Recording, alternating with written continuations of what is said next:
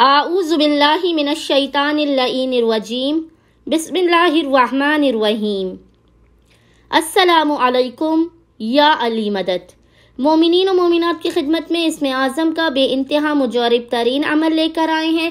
बेइंतहा आज़मूदा और यह ख़ास तरीन अमल है इसमें आज़म का।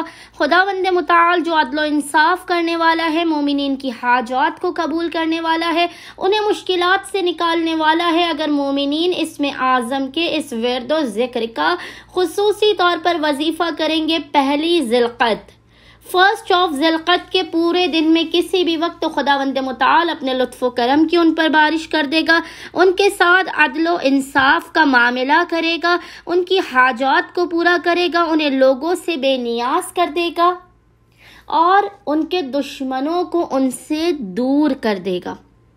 खुदावंद मुताल का वो इसमें आज़म जिसका खुसूसी तौर पर वर्द करना है मोमिनीन ने पहली ज़िलक़द, फर्स्ट ऑफ ज़िलक़द के पूरे दिन में किसी भी वक्त, वो इसमें आज़म आपको स्क्रीन पर लिखा हुआ नज़र आ रहा होगा। अव्वल व आखिर 5-5 मरतबा दुरूद के दरमियान में मोमिनीन ने 100 मरतबा 100 टाइम्स एक तस्बीह इस ज़िक्र की पढ़नी है, और वो ज़िक्र है या